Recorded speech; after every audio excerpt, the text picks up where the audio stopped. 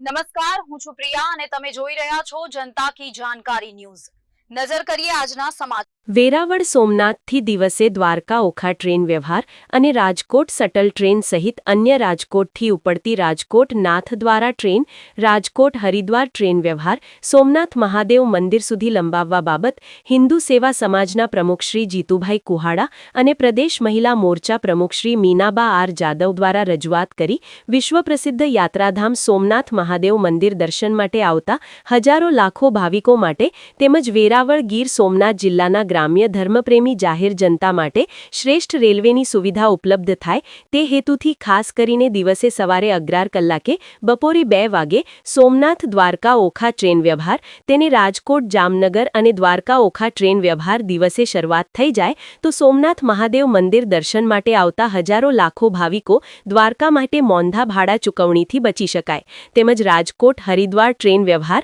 અને Rajkot subtle train જે રાજકોટથી ઉપડતી હોય તો આ ટ્રેન વ્યવહાર સોમનાથ વેરાવળ સુધીની લંબાવવામાં આવે તો વેરાવળ તાલુકાના ગ્રામ્ય વિસ્તારોમાંના સિનિયર સિટીઝનો માટે શ્રેષ્ઠ આશીર્વાદ સમાન છે। તેમજ રેલવે સ્ટેશન પર હાલ તો આવતી ટ્રેનોના મુસાફરી કરતા યાત્રાળુઓને લિફ્ટ અને એક્યુલેટર સળગતી સીડીની સુવિધાઓ તાત્કાલિક ધોરણે વધારવા બાબતે ગુજરાત પ્રદેશ મહિલા મોરચા પ્રમુખ શ્રી મીનાબા આર જાદવ અને વેરાવળ પાટણ સનાતન હિન્દુ સેવા સમાજના પ્રમુખ શ્રી જીતુભાઈ મોહનભાઈ કુહાડા દ્વારા રેલવે તંત્ર ભાવનગર મુંબઈ સહિત અન્ય રેલવે સમિતિને પત્ર પાઠવી લેખિત રજૂઆત કરી હોવાનું સામાજિક કાર્યકર યોગેશ સતીકુંવર દ્વારા જણાવાયું છે। નમસ્કાર, હું મીનાબા આર જાદવ, પ્રમુખ શ્રી ભાજપા જનકલ્યાણ મંચ ગુજરાત પ્રદેશ, અધ્યક્ષ સોની હીરાબેન સતીકુંવર સેવા ટ્રસ્ટ, પ્રમુખ કૌસ્તુભ ડિફેન્સ ટ્રેનિંગ સેન્ટર। આથી ગીર સોમનાથ અને વિશ્વ પ્રસિદ્ધ યાત્રાધામ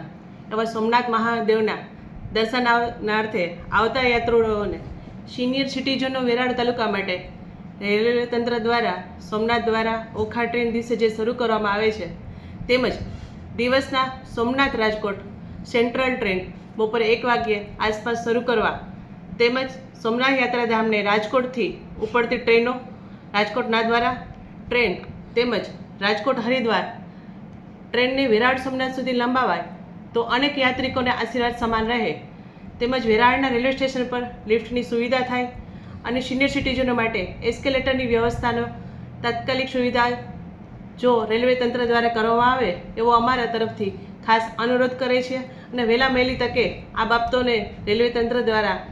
ધ્યાન દોરાય એવી અમે યોગ્ય રજૂઆત કરીએ છીએ, અનુરોધ કરીએ છીએ। જય હિન્દ, જય ભારત। જય સોમનાથ।